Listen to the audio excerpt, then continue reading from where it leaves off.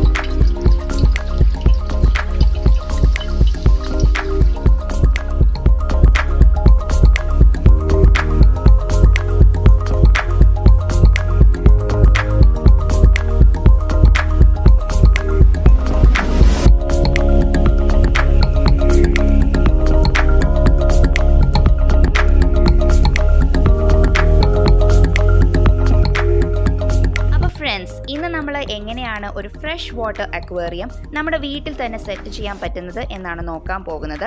So ഇതാണ് കേട്ടോ നമ്മളുടെ അക്വേറിയം. ഇതിൽ ഫിൽറ്ററൊക്കെ ഉണ്ട്. പിന്നെ ഇതിൻ്റെ ബാക്ക്ഡ്രോപ്പ് ആയിട്ട് നല്ല ഒരു വാൾപേപ്പർ നമ്മൾ ഒട്ടിച്ചിട്ടുണ്ട്.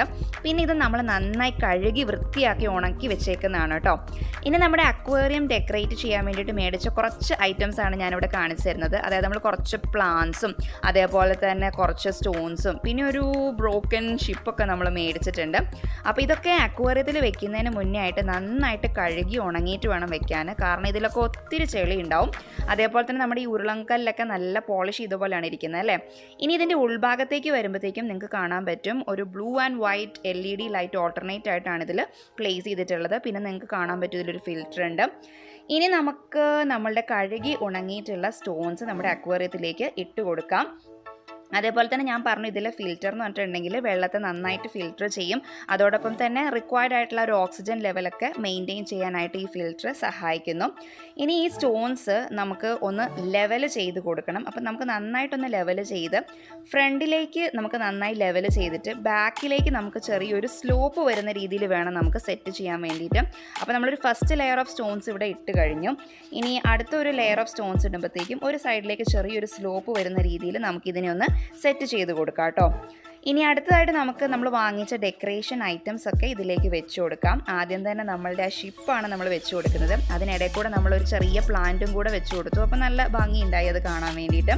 പിന്നെ അതേപോലെ നമ്മൾ ഡെക്കറേഷൻസ് വെക്കുമ്പം നമ്മൾ ശ്രദ്ധിക്കേണ്ട ഒരു കാര്യം എന്ന് പറഞ്ഞിട്ടുണ്ടെങ്കിൽ ഒരുപാട് ഓവർ ഡെക്കറേഷൻസ് ആവാതെ പ്രത്യേകം ശ്രദ്ധിക്കണം. കാരണം വെച്ചിട്ടുണ്ടെങ്കിൽ നമ്മുടെ അക്വേറിയം ഒന്നാമത് ഇപ്പോൾ നമ്മളുടെ വലിയൊരു അക്വേറിയം ഒന്നും അല്ല.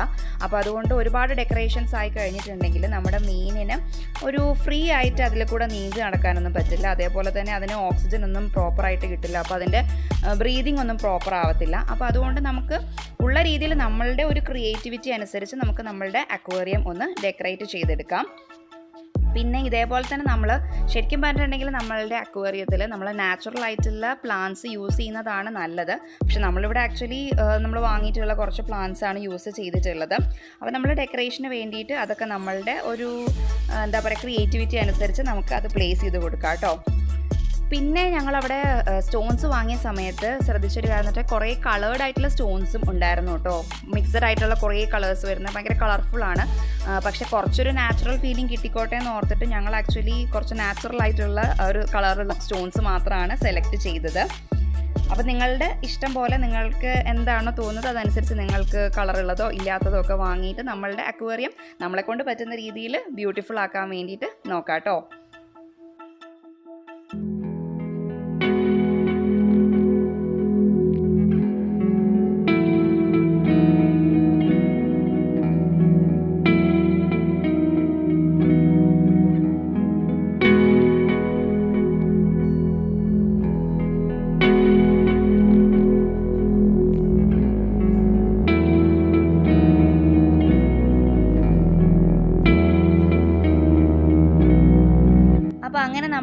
നമ്മുടെ ഡെക്കറേഷനൊക്കെ ഏകദേശം കഴിഞ്ഞിരിക്കുകയാണ്. ഇനി ഇപ്പം നമ്മൾ ചെയ്യാൻ പോകുന്നത് വെച്ചിട്ടുണ്ടെങ്കിൽ നമ്മുടെ അക്വേറിയത്തിലേക്ക് വെള്ളം ഒഴിച്ചു കൊടുക്കുകയാണ് ചെയ്യുന്നത്. ആക്ച്വലി ഞങ്ങൾ അക്വേറിയം മേടിച്ചിട്ട് ഒരു ദിവസം കഴിഞ്ഞിട്ടാണ് കേട്ടോ മീനുകളെ വാങ്ങിച്ചിട്ടുള്ളത്. അതിനുള്ളൊരു റീസൺ എന്ന് പറഞ്ഞിട്ടുണ്ടെങ്കിൽ നമ്മുടെ ഇവിടുത്തെ വെള്ളം എന്ന് പറഞ്ഞിട്ടുണ്ടെങ്കിൽ ഭയങ്കര ചൂടാണ്. അതുകൊണ്ട് തന്നെ ഞങ്ങളത് ഒരു വാട്ടർ ക്യാനിൽ പിടിച്ചു വെച്ചിട്ട് അതൊന്ന് നമ്മുടെ നോർമൽ ടെമ്പറേച്ചർ ആയതിനു ശേഷമാണ് നമ്മുടെ അക്വേറിയത്തിലേക്ക് നിറച്ചു കൊടുക്കുന്നത്. നമ്മൾ ഈ ചൂടോടുകൂടി തന്നെ വെള്ളം ഇതിനകത്ത് പിടിച്ചു വെച്ചിട്ട് മീനുകൾ അതിനകത്തേക്ക് ഇടുകയാണെങ്കിൽ നമ്മളുടെ മീനുകൾ പെട്ടെന്ന് തന്നെ ചത്തുപോകും. അതൊന്ന് പ്രത്യേകം ശ്രദ്ധിക്കുക കേട്ടോ. അപ്പോൾ അതുകൊണ്ട് നമ്മളുടെ ആ ഒരു നോർമൽ ടെമ്പറേച്ചറിൽ ആക്കിയതിന് ശേഷം മാത്രമേ നമ്മൾ മീനുകളെ ഇതിലേക്ക് ഇട്ട് കൊടുക്കാൻ പാടുള്ളൂ. മീനുകൾക്ക് ഒരുപാട് ചൂടും ഒരുപാട് തണുത്ത വെള്ളവും വേണ്ട, ഒരു നോർമൽ ആയിട്ടുള്ള ടെമ്പറേച്ചറിലുള്ള വെള്ളമാണ് നമ്മളിതിലേക്ക് ഒഴിച്ചു കൊടുക്കേണ്ടത് കേട്ടോ. പിന്നെ അടുത്തതായിട്ട് നിങ്ങൾ ശ്രദ്ധിക്കേണ്ട ഒരു കാര്യം എന്ന് വെച്ചിട്ടുണ്ടെങ്കിൽ നമ്മൾ ഈ വെള്ളം ഒഴിച്ചു കൊടുക്കുമ്പം നമ്മുടെ ഫിൽറ്ററിൻ്റെ മോട്ടറിന് ജസ്റ്റ് മുകളിൽ വരെ നമ്മൾ വെള്ളം നിറച്ചു കൊടുക്കണം. അല്ലെങ്കിൽ നമ്മുടെ മോട്ടർ പെട്ടെന്ന് തന്നെ കേടായി പോകാനുള്ള ചാൻസ് ഉണ്ട്. ഇനി നിങ്ങൾക്ക് കാണാമല്ലോ, ഞാനിവിടെ ആക്ച്വലി നമ്മുടെ ഫിൽറ്റർ കാണിച്ചിട്ടുണ്ട്. അപ്പോൾ ഫിൽറ്ററിൻ്റെ ആ ഒരു പോർഷന് താഴെ ഒരു സ്പോഞ്ച് ഉണ്ട്. അതിലാണ് നമ്മളുടെ ഈ വേസ്റ്റും സാധനങ്ങളൊക്കെ വന്ന് അടിയുന്നത്. നമ്മുടെ ഫിൽറ്റർഡ് ആയിട്ടുള്ള വാട്ടർ ഇതിങ്ങനെ സർക്കുലേറ്റ് ചെയ്തുകൊണ്ടിരിക്കുകയാണ്. അപ്പോൾ നമുക്ക് മീനുകൾക്ക് ആവശ്യമായിട്ടുള്ള ഓക്സിജനും കാര്യങ്ങളും ഒക്കെ മെയിൻറ്റെയിൻ ചെയ്യാനായിട്ട് ഈ ഫിൽറ്റർ നമ്മളെ സഹായിക്കുന്നുണ്ട്. അപ്പം ഇതാണ് നമ്മളുടെ ഫിൽറ്ററും അതേപോലെ തന്നെ സ്പോഞ്ചും കാര്യങ്ങളും ഒക്കെ. അപ്പോൾ നമ്മൾ ഏകദേശം ഒക്കെ സെറ്റായി കഴിഞ്ഞു.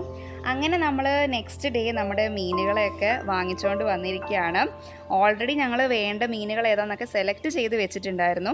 അപ്പം ഇനി നമുക്ക് ഈ കൊണ്ടുവന്ന മീനുകളെ ബാഗോടുകൂടി തന്നെ നമ്മുടെ അക്വേറിയത്തിലേക്ക് ഇറക്കി വെക്കാം കേട്ടോ. അക്വേറിയത്തിൽ നമ്മൾ ഫില്ല് ചെയ്ത വെള്ളത്തിൻ്റെ ആ ടെമ്പറേച്ചറും അതേപോലെ തന്നെ ഈ കവറിലുള്ള വെള്ളത്തിൻ്റെ ടെമ്പറേച്ചറും ഈക്വൽ ആകുമ്പോൾ മാത്രമേ നമ്മൾ നമ്മുടെ മീനുകളെ അക്വേറിയത്തിലേക്ക് തുറന്നു വിടാൻ പാടുള്ളൂ. അല്ലെങ്കിൽ നമ്മുടെ മീനുകളൊക്കെ പെട്ടെന്ന് തന്നെ ചത്തുപോകും. അപ്പോൾ അതുകൊണ്ട് അത് പ്രത്യേകം ശ്രദ്ധിക്കുക കേട്ടോ.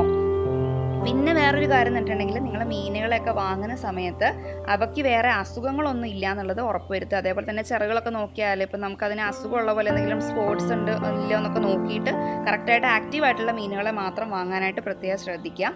അപ്പോൾ നമ്മളൊരു 20 to 25 മിനിറ്റ്സ് നമ്മൾ ഈ ബാഗ് അതേപോലെ തന്നെ നമ്മുടെ ഈ അക്വേറിയത്തിലെ വെള്ളത്തിലേക്ക് ഇറക്കി വയ്ക്കുക.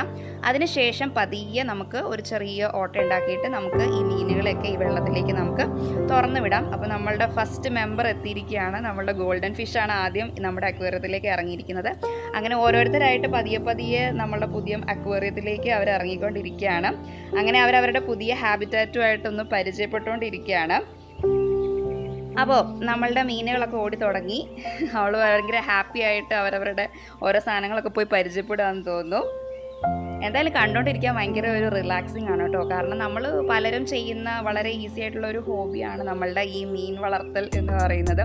അപ്പോൾ ഇനി നമ്മളുടെ വീട്ടിൽ വന്നിട്ടുള്ള നമ്മളുടെ പുതിയ മെമ്പേഴ്സിന് ഭക്ഷണം കൊടുക്കണ്ടേ. അപ്പോൾ അതുകൊണ്ട് നമ്മളിവിടെ ഫുഡ് റെഡി ആയിട്ടുണ്ട്. അപ്പോൾ നമ്മൾ ആദ്യത്തെ ഫുഡ് നമ്മളുടെ മീനുകൾക്ക് കൊടുക്കുകയാണ് കേട്ടോ.